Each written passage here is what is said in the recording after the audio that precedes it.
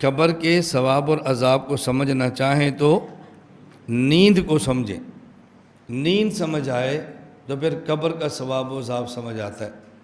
نیند سمجھ نہ آئے تو قبر کا ثواب و عذاب سمجھ نہیں آتا. اور اس کو اللہ کے نبی صلی اللہ علیہ وسلم نے کیسے سمجھایا ہے؟ فرمایا جب سونے لگو تو دعا پڑھا کرو اللہم بسمک اموت و احیا. حالانکہ سونے لگے ہیں تو کہنا چاہیے اللہم بسمک انام و استیقظ، یعنی اللہم بسمک اموت و احیا. جب صبح اٹھو الحمدللہ الذی احیانا بعد ما اماتنا، حالانکہ کہنا چاہیے الحمدللہ الذی ایقظنا بعد ما انامنا. تو یہاں اللہ کے نبی صلی اللہ علیہ وسلم نیند پر موت کا لفظ استعمال فرما رہے. معلوم ہوا کہ موت آنی سمجھ تب ہے جب نیند سمجھ آئے. اور نیند میں کیا ہوتا ہے؟ نیند میں احوال براہ راست روح پر آتے ہیں اور روح کے واسطے سے جسم محسوس کرتا ہے. اور جب جاگ رہے ہوں تو احوال براہ راست جسم پر آتے ہیں اور جسم کے واسطے سے روح پہ آتے ہیں. اب دیکھو میری زبان سے گفتگو ہو رہی ہے اور زبان جسم ہے. آپ کے کان سن رہے ہیں اور کان جسم ہے. پہلے کان سنتے ہیں پھر مزہ روح کو آتا ہے. کیا بات ہے جی، آج تو مزہ آ گیا. یہ مزہ کان کو آ رہا ہے، کان تو سن رہا ہے، مزے روح لے رہی ہے. جو پہلے حوال آئیں گے کان پر اور پھر آئیں گے یہ بھی پتہ نہیں آپ کو آ بھی رہا کہ نہیں آ رہا. ایسا نہیں ہے کہ مزہ بھی مجھے آ رہا ہو، پڑھا بھی میں رہا ہوں. آپ کو بھی جو پڑھا رہا ہے آپ کو مزہ آ رہا ہے. یہ بات سمجھ آ رہی ہے؟ ایک آدمی سوتا ہے اور اٹھ کے غسل کرتا ہے. اب بتاؤ یہ سویا ہوا تھا اکیلا، اس کے ساتھ دوسرا کوئی سویا ہوا نہیں ہے، لیکن اٹھ کے جو غسل کر رہا ہے یہ جسم کو دھو رہا ہے یا روح کو؟ جی جسم کو. کاروائی جسم کی ہے یا روح کی ہے؟ روح کی ہے. کاروائی جسم کی نہیں ہے. جسم تو جسم سے مل ہی نہیں رہا، جسم تو اکیلا ہے. اس کو جو کوئی ملا ہے اس کی وجہ سے نہانا پڑا ہے، وہ بھی روح تھی اور یہ بھی روح تھی. دونوں روحیں ملی ہیں اور گند جسم کے اوپر پڑا ہوا ہے. کپڑے جسم کے ہیں، روح کے تھوڑے ہی ہیں. کپڑے دھو رہا ہے جو جسم کے ہے اور صفائی کر رہا ہے جسم کی. اب دیکھو احوال آئے کس پر تھے؟ روح پر، اور روح کے واسطے سے جسم پر. ایک آدمی سویا ہوتا ہے آپ کے پاس ہے، ایسے اٹھتا، کیا ہوا؟ مجھے سانپ نے ڈسا ہے. کبھی آپ نے کہا کیوں جھوٹ بولتا ہے؟ کوئی سانپ نہیں، ہم پاس بیٹھے ہوئے، کبھی بھی نہیں کہتے. آپ سمجھتے ہیں سچ بول رہے ہیں. یہ جو سانپ نے ڈسا ہے کس کو؟ روح کو. اور تکلیف کس نے محسوس کی ہے؟ جسم نے. ہمارے ساتھ ڈانپ ڈس رہا ہے، ہمیں کچھ بھی نہیں ہو رہا، ہمیں سانپ بھی نظر نہیں آ رہا، تکلیف بھی محسوس نہیں ہو رہی، ڈسنا بھی پتہ نہیں چل رہا، لیکن اس کی بات پہ یقین بھی کر رہے ہیں کہ سچ بول رہا ہے. جب یہ نیند سمجھ آ جائے اب یہ ساتھ قبر ہے، اس کو سانپ ڈس رہا ہے، ہمیں تو نظر نہیں آ رہا. سونے والے کو ڈس رہا تھا، تمہیں تو تب بھی نظر نہیں آیا تھا. سونے والا چیخ بھی رہا ہے، تم تو چیخیں پھر بھی نہیں سن رہے. تو اگر مردہ چیخ رہا ہو اور ہم نہ سنیں، اشکال کی بات کیا ہے؟ تو موت کی زندگی تب سمجھ آتی ہے جب نیند سمجھ آئے.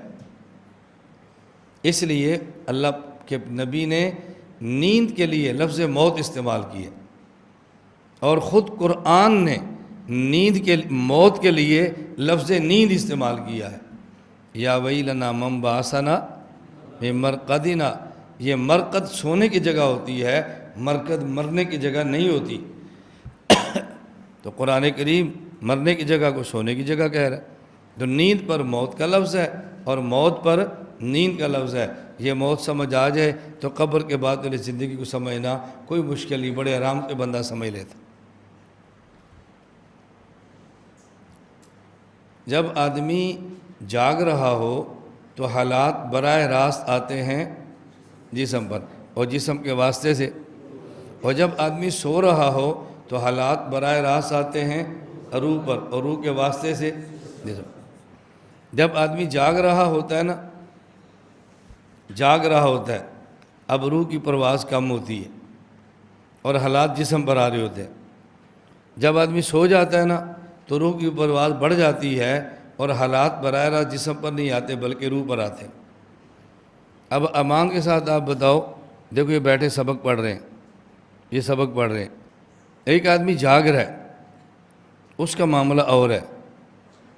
ایک آدمی جاگ رہا ہے نا، اسے آپ کہتے ہیں یار یہ مجھے قلم پکڑانا، اور یار میں مدینے پہنچا ہوا تھا، کیا تو نے کیوں جھوٹ بولتا ہے یار؟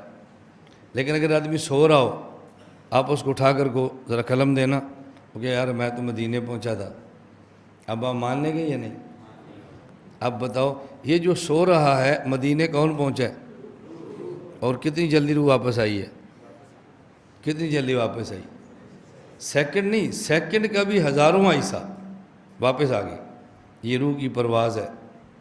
یہ کب پرواز ہے؟ جب سو رہا ہے، اور جب سو نہیں رہا قبر میں ہوگا تو اب روح کی پرواز دیکھیں آپ کتنی بڑھ جائے گی۔ اب کتنی پرواز بڑھے گی؟ روح کا جسم سے تعلق ہے تصرف، چلنا پھرنا، اٹھنا بیٹھنا، کھانا دوڑنا۔ ایک تعلق ہے تدبیر، سانس آ رہا ہے جا رہا ہے، خون گردش کر رہا ہے، کھانا ہضم ہو رہا ہے، نبض چل رہی ہے، دل کی دھڑکنیں کام کر رہی ہیں۔ یہ کیا ہے؟ تعلق ہے تدبیر۔ ایک ہے تعلق حیات کہ جس کی وجہ سے آدمی زندہ ہے۔ جب آدمی، توجہ رکھنا، جب آدمی سو جاتا ہے نا تو اس کا تعلق حیات بھی ہوتا ہے، تعلق تدبیر بھی ہوتا ہے، لیکن تعلق تصرف ختم ہو جاتا ہے۔ روح کا بوجھ کم ہو گیا، پرواز بڑھ گئی۔ اور جب آدمی قبر میں ہوتا ہے تو تعلق تدبیر بھی ختم ہو جاتا ہے، اب روح کی پرواز اور بڑھ جائے گی۔ اور براہ راست حالات روح پر آنے ہیں یا جسم پر؟ جی سننا روح نے ہے یا جسم نے؟ روح نے، اور روح کے واسطے سے۔ اب اگر روح دور سے بھی کیچ کر لے تو کیا ہے؟ آہستہ بھی سن لے تو کیا ہے؟ اب تو سماع روح کا ہے، جسم کا نہیں ہے، پرواز بڑھ گئی ہے اس کی، آہستہ بولے تب بھی سن لے، عام مردے کی بھی روح سن لے، اشکال کیا ہے اس میں؟ وہ جی مردہ کیسے سنتا ہے؟ خرق عادت سنتا ہے، عادتاً سنے تو کفر ہے۔ موت کے بعد جسم نے سننا ہے یا روح نے؟ جی، اور روح کی پرواز بڑھ گئی یا کم ہوگی؟ اب اگر روح سن لے تو خرق عادت ہوگی یا عادت ہوگی؟ ہاں جسم کو ہو نا براہ راست سنے، یہ خرق عادت ہے، اس کا تو کان ہی نہیں، سنے گا کیسے؟ آنکھ ہی نہیں، دیکھے گا کیسے؟ ہاتھ ہی نہیں، پکڑے گا کیسے؟ لیکن دیکھنا کس نے ہے؟ روح نے۔ سننا کس نے ہے؟ یہ خرق عادت کیسے ہے؟ اور یہ ہم کہیں نا خرق عادت تو سمجھ آتی ہے، تم کہو تو سمجھ نہیں آتی۔ کیوں؟ ہم تو موت کے بعد جسم اور روح دونوں کی حیات مان رہے ہیں نا، اور وہ لوگ جسم کے تو نہیں مان رہے، کس کی مان رہے ہیں؟ تو روح دیکھ لے تو کیا اشکال ہے؟ وہ تو زندہ ہے، پرواز بھی زیادہ ہے۔ وہ سن لے تو کیا اشکال ہے؟ پرواز بھی زیادہ ہے، اس میں حرج کی بات کیا ہے؟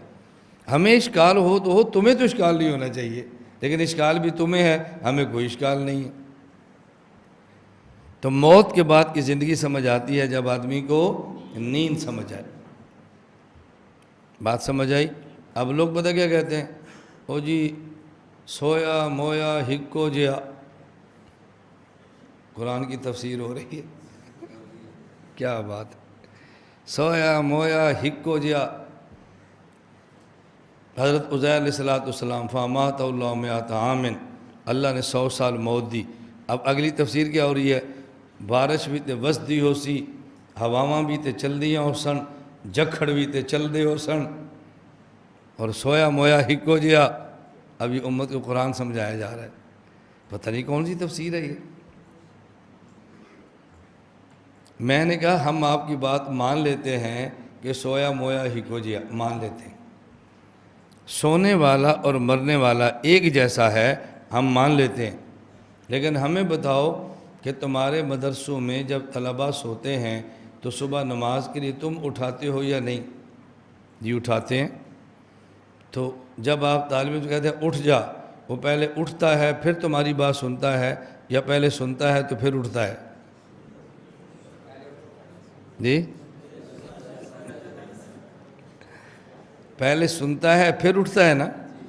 تو آپ تو کہتے ہیں سویا مویا ہکو جیا، یہ سوئے نے تو سن لیا، پھر مان لو نا کہ مویا بھی سنتا ہے۔